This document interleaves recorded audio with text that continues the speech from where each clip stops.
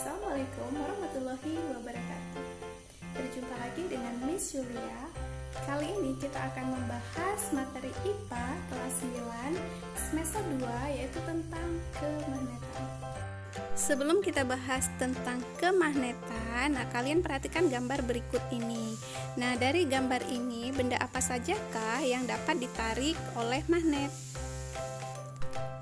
Iya, benar sekali. Magnet hanya menarik kunci dan gunting, karena kunci dan gunting terbuat dari besi.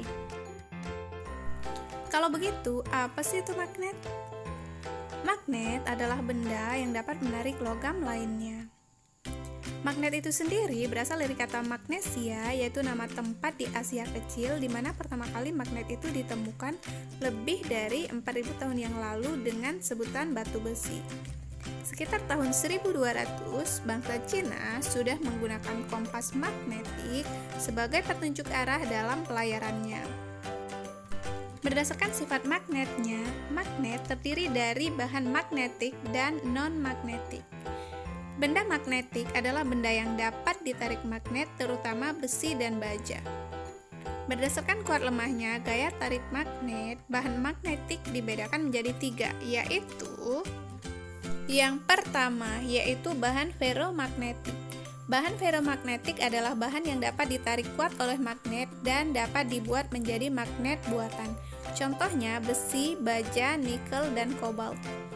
Yang kedua, bahan paramagnetik, yaitu bahan yang ditarik lemah oleh magnet dan tidak dapat dibuat menjadi magnet buatan. Contohnya aluminium, magnesium, dan platina. Yang ketiga, yaitu bahan diamagnetik, yaitu bahan yang seolah-olah ditolak oleh magnet dan tidak dapat dibuat menjadi magnet. Contohnya bismut, seng, emas, perak.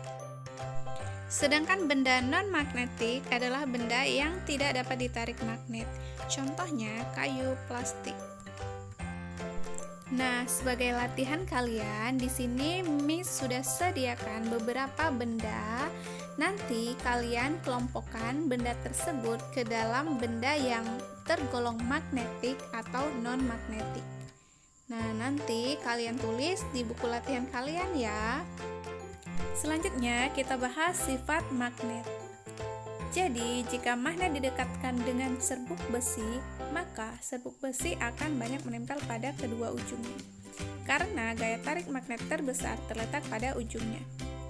Ujung-ujung magnet ini disebut dengan kutub magnet. Dan kutub magnet itu ada 2, yaitu kutub utara dan kutub selatan. Lalu, bagaimana kita tahu yang mana kutub utara dan mana kutub selatan magnet? Hal itu ternyata dipengaruhi oleh kemagnetan bumi. Jadi, ketika kita gantungkan magnet sehingga dia bisa berputar dengan bebas, maka saat berhenti berputar, magnet yang digantung bebas akan mengarahkan ujung-ujungnya ke utara dan selatan bumi. Mengapa? Ternyata di pusat bumi ada magnet yang terbentang dari kutub utara bumi sampai ke kutub selatan bumi, sehingga arah magnet buatan tersebut mengikuti arah magnet bumi. Dengan demikian, maka kutub magnet buatan sama arahnya dengan kutub geografis bumi, tapi berlawanan arahnya dengan kutub magnet bumi. Nah, sekarang kalian sudah tahu kan mana yang merupakan kutub utara magnet dan mana yang merupakan kutub selatan magnet. Nah, untuk kedua kutub tersebut, jika kutub yang sama kita dekatkan, maka akan terjadi gaya tolak-menolak. Sedangkan untuk kedua kutub yang berlawanan kita dekatkan, maka akan terjadi gaya tarik-menarik. Nah, tadi kan kita sudah belajar nih bagaimana cara menentukan kutub utara magnet dan kutub selatan magnet. Untuk kali ini kita akan membahas apa sih penyebab munculnya gaya magnet. Dan ternyata nih, gaya magnet itu muncul akibat adanya interaksi antara kutub-kutub magnet yang ditimbulkan oleh gerakan muatan listrik elektron. Penyebabnya adalah bisa kita ilustrasikan dengan sebuah benda. Jadi, benda itu tersusun dari yang namanya atom-atom. Sama halnya dengan magnet. Magnet juga tersusun atas atom-atom yang sangat kecil. Atom-atom penyusun magnet tersebut itulah yang dinamakan magnet elementer. Untuk magnet elementer itu memiliki yang namanya kutub utara dan kutub selatan. Jadi, ketika ada benda magnetik, maka susunan magnet elementernya itu secara teratur. Sedangkan kalau benda yang bukan magnet atau non-magnetik, maka susunan magnet elementernya tidak teratur. Arah dari kutub magnet elementernya ini nanti juga menentukan arah kutub dari magnet tersebut. Selanjutnya kita akan bahas cara membuat magnet. Cara membuat magnet itu ada 3. Yang pertama yaitu dengan cara menggosok. Menggosok besi dengan ujung magnet secara berulang-ulang dengan gerakan searah. Sesuai dengan arah menggosok magnet, maka itulah yang menjadi kutub magnet buatan tersebut. Yang kedua yaitu dengan menggunakan arus listrik atau elektromagnetik.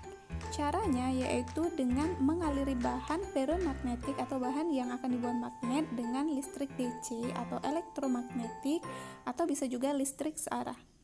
Sumber listrik DC biasanya baterai atau aki. Yang ketiga itu cara induksi atau mendekatkan magnet. Ilustrasinya seperti gambar berikut. Jadi, paku tidak dapat ditarik oleh besi. Ketika magnet didekatkan pada besi, maka paku dapat ditarik oleh besi. Besi bisa menarik paku karena arah kutub magnet elementernya sudah searah. Selanjutnya yaitu cara menghilangkan sifat magnet. Sifat magnet dapat dihilangkan dengan cara mengacak magnet elementernya. Nah, bagaimana cara mengacak magnet elementernya? Yaitu dengan cara dipukul, kemudian dibakar atau dipanaskan, dan yang terakhir dengan cara dialiri arus listrik AC. Berikutnya yaitu cara menyimpan magnet. Untuk penyimpanan magnet, kita dapat simpan magnet di tempat yang sejuk dan tidak tertindih oleh benda lain. Jika magnet lebih dari 1, letakkan magnet berdekatan dan sejajar dengan kutub yang berlawanan serta diberi besi lunak di ujungnya. Demikian ya video kita kali ini. Semoga apa yang dijelaskan tadi bisa kalian pahami. Jika ada pertanyaan, boleh tanyakan di kolom komentar. Jika video ini dirasa bermanfaat, jangan lupa like dan subscribe. Kalian juga boleh share ke teman kalian. Miss akhiri, Assalamualaikum warahmatullahi wabarakatuh.